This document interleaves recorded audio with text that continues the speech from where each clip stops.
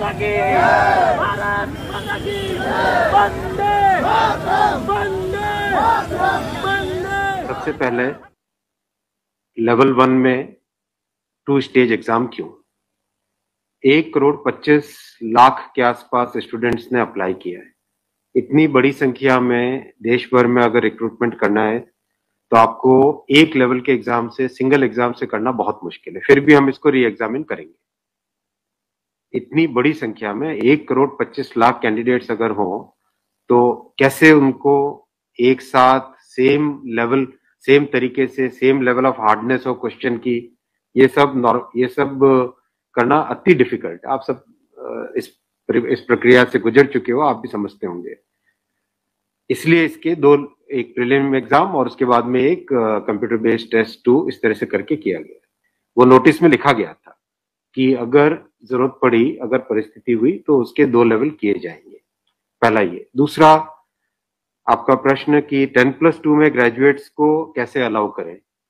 देखिए, किसी भी एग्जाम में मिनिमम क्वालिफिकेशन का स्टैंडर्ड होता है, मैक्सिमम क्वालिफिकेशन का नहीं होता है कभी भी। ये कानूनन कॉन्स्टिट्यूशनल व्यवस्था में हम लोग काम कर रहे हैं। कॉन्स्टिट्यूशनल व्यवस्था के हिसाब से हम मिनिमम प्रिस्क्राइब कर सकते हैं, मैक्सिमम प्रिस्क्राइब नहीं कर सकते। तो 10+2 के लिए जो क्वालिफिकेशन वाला स्केल है, उसमें अगर ग्रेजुएट बैठे तो उसको रोकने का हमें कोई अधिकार नहीं है, किसी को कोई अधिकार नहीं है। अगर कोई नया इसके बारे में कोई नया न्यायपालिका की तरफ से कोई चीज आती तो अलग बात है, लेकिन हमारे पास कोई अधिकार नहीं है इसका। दूसरा विषय था ये। तीसरा विषय आपने रखा समय का। देखिए, शुरू में इसके लिए, जो इस एग्जाम को कंडक्ट करने के लिए एप्लीकेशंस आई, दोनों के दोनों एग्जाम्स में 1 करोड़ से ज्यादा एप्लीकेशंस आई। 1 करोड़ से एप्लीकेशन ज्यादा आई तो जो एग्जामिनेशन कंडक्ट करने के लिए एजेंसी हमको हायर करनी थी, उसको हायर करने में टाइम लगा, 6 महीने से ज्यादा लगा। नेचुरली इतनी बड़ी संख्या में अगर एग्जाम करना है देश में, तो अपने आप में वो एक बहुत बड़ा challenge. It's a Himalayan task, it's a huge task, it's a very very big challenging task. तो एजेंसी को सेलेक्ट किया गया। सेलेक्ट करते करते कोरोना आ गया। कोरोना के फेज में देरी हुई, लेकिन फिर भी डिस्पाइट कोरोना तुरंत दिसंबर 2020 में एग्जाम की प्रोसेस चालू हुई। एग्जाम की प्रोसेस चालू हुई और despite second wave of corona फिर भी एग्जाम किया गया with all the precautions, all the safety things करके इसको लाए। जो दूसरा वाला ग्रुप बी का एग्जाम है, उसमें कैट में चले गए थे बच्चे, क्योंकि करीब 5 लाख के आसपास एप्लीकेशंस ऐसी थी जिसमें फोटोग्राफ प्रॉपरली मैच नहीं हो रहा था। तो नेचुरली अगर एप्लीकेशन में फोटोग्राफ मैच नहीं हो तो उसको आप एग्जाम में कैसे लोगे। तो वो विषय आया था। तो उस विषय के कारण लोग कैट में गए थे। एडमिनिस्ट्रेटिव ट्रिब्यूनल ने जैसे ही उसका समाधान किया, फैसला किया, उसके फैसले के तुरंत बाद में हम लोगों ने एग्जाम के प्रोसेस को आगे किया। कोई उसमें देरी नहीं की। और हमारा, देखिए, हमारी सरकार, प्रधानमंत्री श्री नरेंद्र मोदी जी का इंटेंट हमेशा है कि मैक्सिमाइज करना है रोजगार को। इसीलिए आप देखिए, इतनी बड़ी संख्या में, यानी रेलवे में 1,40,000 टोटल, 1,05,000 ग्रुप डी की कैटेगरी में, लेवल 1 की कैटेगरी में, और लेवल 2 से लेवल 6 की कैटेगरी में 35,000 कैंडिडेट्स वैकेंसीज। 1,40,000 की वैकेंसीज लाना कोई छोटी बात नहीं है, बहुत बड़ी बात है। फिर आपका चौथा पॉइंट आप देखिए, ज्यादा से ज्यादा कैंडिडेट्स को फर्स्ट स्टेज से सेकंड स्टेज में जाने का मौका मिले, इसके लिए 2015 तक हमेशा प्रिलिमिनरी एग्जाम जो होता था, फर्स्ट स्टेज होता था, उससे 10 गुना लिए जाते थे, केवल 10 गुना लिए जाते थे। 2015 के बाद में पहले ही संख्या बढ़ा के 15 गुना कर दी गई, जिससे कि ज्यादा से ज्यादा कैंडिडेट्स को मेन एग्जाम के लिए जाने का मौका मिले। और 2019 में इस संख्या को 20 गुना किया गया, ताकि ज्यादा से ज्यादा लोगों को अवसर मिले, ज्यादा से ज्यादा लोग, क्योंकि फर्स्ट स्टेज जो प्रिलिमिनरी एग्जाम इतना बड़ा नंबर है कि उस नंबर में हो सकता है कुछ बाय चांस उस दिन तबीयत ठीक नहीं हो, कोई दूसरा कारण हो, समय पे पहुंच नहीं पाए, कोई भी कारण से मिस कर गया, तो मैक्सिमम लोगों को हमें चांस देने का इंटेंट है। इसी इंटेंट के कारण 20 गुना किया गया। जो 10 गुना था 2015 से पहले, उसको 20 गुना किया गया 2019 में। तो ये प्रो स्टूडेंट्स प्रो कैंडिडेट्स वाली अप्रोच है हमारी, और हमारी इंटेंट एकदम नेक नियति से काम कर रहे हैं, सच्चाई से काम कर रहे हैं। देखिए, कोई भी कहीं भी एक भी जगह से कहीं कोई पेपर लीक होने की बात नहीं है, कहीं पे कोई एग्जाम के मैनिपुलेशन की बात नहीं है। जो आज सिर्फ मुद्दा है, मुद्दा सिर्फ इतना है कि शॉर्टलिस्ट कैंडिडेट्स कितने किए जाए, यही मुद्दा है। इस मुद्दे को सॉल्व करेंगे, इसको भी हम बहुत सेंसिटिवली सॉल्व करेंगे। हमारे लिए छात्र हमारे साथी हैं, हमारे भाई हैं, हमारी बहनें जो एग्जाम दे रहे हैं, तो हमारे लिए बहुत इंपॉर्टेंट है। हम इसको बहुत सेंसिटिवली हैंडल करेंगे। और दिखाई पड़ी बच्चों को लाठीचार्ज कर रहा, तो आपने देखा, अगर तस्वीरें दिखाई हो हॉस्टल में घुस। मैं आपको इतना बताना चाहूंगा कि जो लोग किसी भी अपनी खुद की संपत्ति को अगर जलाते हैं, खुद की संपत्ति पे अगर अटैक करते हैं, उसको डिस्ट्रॉय करने की कोशिश करते हैं, तो उसमें जो प्रक्रिया पुलिस की होती है वो होनी, अगर हुई है, मेरी बात आप इसमें स्पष्ट रखिए कि मैं छात्रों को कह रहा हूं कि आपकी संपत्ति है, आप अपनी संपत्ति को जलाने के लिए क्यों बाहर निकले। और हम आपकी बात को शुरू से सुन रहे हैं। जिस दिन आपने पहले पॉइंट रखा, उसी दिन हमने तुरंत इसका, जैसे ही दूसरे दिन ही मेरे नजर में आ गई थी बात ये, तो दूसरे दिन मैंने तुरंत सारा ये टेबल मंगवाया कि आप मुझे एग्जैक्ट बताओ हर एक लेवल पे क्या वैकेंसी है, और हर एक लेवल पे एग्जैक्ट, जैसे लेवल 2 पे 5663, उसकी जगह 1,13,000, कितने गुने? 20 गुने। लेवल 3 पे 4,940, उसके अगेंस्ट कितने शॉर्टलिस्टेड? 98,833, 20 गुने। तो जो नोटिस के अंदर प्रक्रिया एग्जैक्टली उसके हिसाब से किया है, हर एक पे, level 2, level 3, level 4, level 5, level 6, हर एक पे एग्जैक्टली 20 टाइम्स किया गया है। इश्यू वो नहीं, इश्यू डुप्लीकेट नहीं, इश्यू यूनिक वाली बात आ गई। अब वो मुद्दा उनका है, क्योंकि इसलिए मुद्दा आ रहा है कि जिन लोगों ने तैयारी कर ली है उनको लगता है कि हमें एक बार और चांस मिल जाए, इसीलिए हम इसको बहुत सेंसिटिवली हैंडल करेंगे।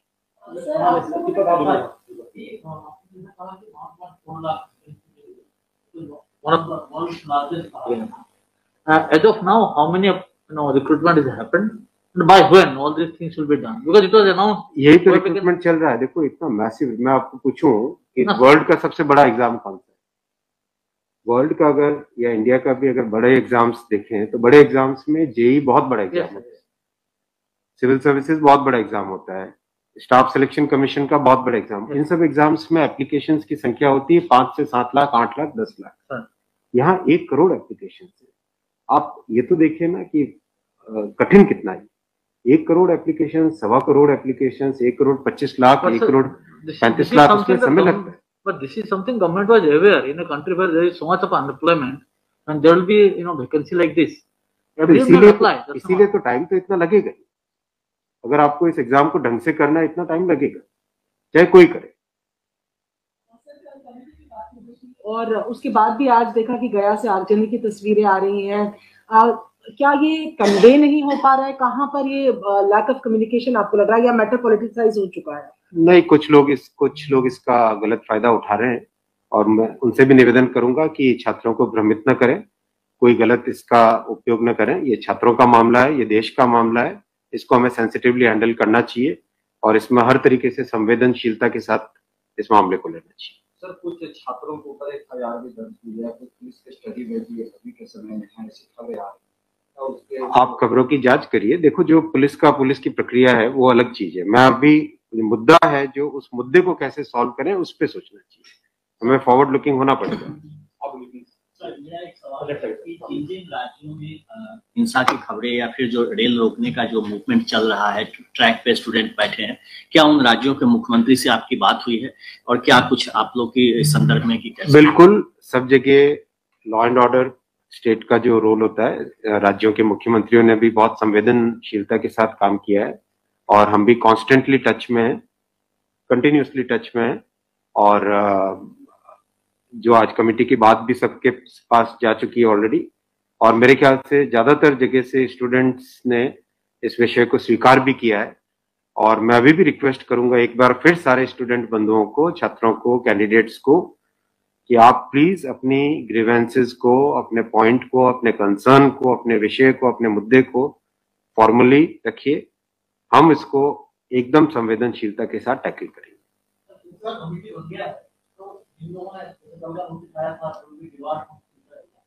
Will that also be considered because they did not know that this is going to happen? नहीं, देखो कमिटी एक बहुत ही सीनियर ऑफिसर्स की है और ये कमेटी हर चीज को, जितने भी मुद्दे इसमें आएंगे और हर एक मुद्दे को जल्दी से जल्दी, इसमें कमेटी का टाइम लिमिट भी दिया। कितना टाइम दिया हमने टाइम लिमिट? 4 मार्च तक। जो कमेटी की रिपोर्ट आने का क्या मतलब, जल्दी से जल्दी हमारा एम है कि इस मुद्दे को बिल्कुल भी डिले न करके जल्दी से जल्दी सॉल्व करें। 16/2 तक सारे के सारे कैंडिडेट्स अपने कंसर्न सबमिट कर सकते हैं। 3 वीक्स टाइम दिया। I think that's a reasonable time, इससे ज्यादा टाइम देने की जरूरत नहीं है। और कमिटी अपना सारे कंसर्न्स को एग्जामिन करके रिकमेंडेशंस देने का टाइम 4 मार्च दिया गया। तो कोशिश करेंगे उससे पहले अगर हो जाए, 4 मार्च से भी पहले अगर हो जाए। डिपेंड करेगा कि कितने रिप्रेजेंटेशंस आते हैं, और मोटे मोटे मुद्दे तो अभी आ चुके हैं पब्लिक में सबके, इसलिए मुझे नहीं लगता है कि इसमें बहुत ज्यादा टाइम लगेगा। वो आपकी नॉलेज में आ गया है, मोटा मोटी सही आ गया है। दूसरी ओर ये कि जो आपके पैरामीटर्स हैं उस पर सब कुछ सही तरीके से लिया गया है, उसी तरह से शॉर्ट लिस्ट किया गया है। फिर इसमें प्रॉब्लम, फिर उसमें कमेटी आपको रिपोर्ट क्या करेगी और करेंगे क्या? इसका मतलब अगर चेंज करते हैं कुछ तो दूसरे एक बड़ा पक्ष और भी तो विरोध करेगा। हाँ, ये इसीलिए तो मैं आपको देखो बताऊं ना, एग्जैक्ट किसी भी लेवल पे नोटिस में जो लिखा था कि 20 गुना कैंडिडेट लेंगे, अगर आपके सामने टेबल रखा हुआ है, 5,663 की जगह 1,13,000 यानी 20 गुना। 4,940 के लेवल 3 में 98,833 20 गुना। 161 के अगेंस्ट 3223 20 गुना। 17,393 347 3,47,676 20 गुना। 7,124 वैकेंसीज के अगेंस्ट 1,42,413 20 गुना। एग्जैक्ट 20 गुना है हर एक लेवल का। अब स्टूडेंट्स क्या कह रहे हैं कि जिन कैंडिडेट्स ने एक से ज्यादा लेवल में क्वालिफाई कर दिया है, राइट, उसके कारण सपोज मान लीजिए लेवल 3 में जो लेवल 5 का कैंडिडेट है वो भी क्वालिफाई हो गया है जी, तो वो लेवल 3 में कोई एक कैंडिडेट को जो क्वालिफाई नहीं हुआ है, उसे लगता है कि अगर उसको यूनिक के हिसाब से काउंट करते तो शायद उसको भी एक मौका मिल जाता मेन एग्जाम देने का। बराबर है, ये मुद्दा है, मुद्दा ही है। अब जो नोटिस इनवाइटिंग एग्जाम है, एग्जाम का जो नोटिफिकेशन होता है उसकी एक सैंक्टिटी है, वो कोर्ट का मैटर है, वो लीगल मैटर हो जाता है। एग्जैक्टली उसके हिसाब से किया गया एग्जाम का, एग्जाम को उसी हिसाब से कंडक्ट किया गया, उसी हिसाब से शॉर्टलिस्टिंग की गई। अब जब ये मुद्दा आया है तो इस मुद्दे को सॉल्व करने के लिए कोई ना कोई तो तरीका निकालना पड़ेगा, राइट? तो आपका जो प्रश्न है, आपका प्रश्न वैलिड है कि क्यों है। आपके सामने डेटा सामने रखे हुए हैं, डेटा आप सबके सामने है, बिल्कुल एग्जैक्ट डेटा है कोई, और ये डेटा हमने पहले दिन ही दे दिया था। जो टर्म कंडीशंस ऑलरेडी जब पब्लिसाइज किया जाता है, कोई पोस्ट होती है तो उसके लिए टर्म कंडीशंस ऑलरेडी पहले से घोषित होता है, उसके आधार पर ही ये सब कुछ किया गया होगा। हाँ बिल्कुल। फिर एक कमेटी या आपको कुछ रास्ता आप नहीं दिख रहा, क्या ये जो कमेटी रिपोर्ट देगी क्या उसके अगेंस्ट देगी जो आपके टर्म कंडीशंस पहले वाले थे? बात वही है ना कि आपकी बात, तो फिर लोग कोर्ट जाएंगे। हाँ, बात वही होगा जो नहीं, अपने को तरीका ऐसा सॉल्व करना पड़ेगा, कोई तो ऐसा तरीका निकालना पड़ेगा जिससे कि जो लोग शॉर्टलिस्ट हुए हैं उनका भी करियर इफेक्ट ना हो, उनके प्रोस्पेक्ट्स भी कमजोर ना हो, और जो लोगों की ग्रीवेंस है उस ग्रीवेंस को तो एड्रेस करना पड़ेगा ना। छात्रों का मुद्दा है और लोगों ने अगर ग्रीवेंस रेज की है तो हमारी ड्यूटी है कि उसको हमें एड्रेस तो करना पड़ेगा ना। लेकिन आप देख रहे हैं आपके सामने ये टेबल है, एग्जैक्ट हर एक लेवल पे 20 टाइम्स है एग्जैक्ट। ये आप टेबल आप सब लोग देख लीजिए। और ये हमने जैसे ही शॉर्टलिस्टिंग हुई, कुछ लोगों ने मुद्दा उठाया, तुरंत मैंने आरआरबीज को क्लियर बोला था कि एग्जाम हमारी तरफ से एकदम ट्रांसपेरेंटली होना चाहिए और हर जगह एग्जैक्ट ये सब नंबर्स रखे गए। एक सवाल अगर आपके, धन्यवाद, ठीक है।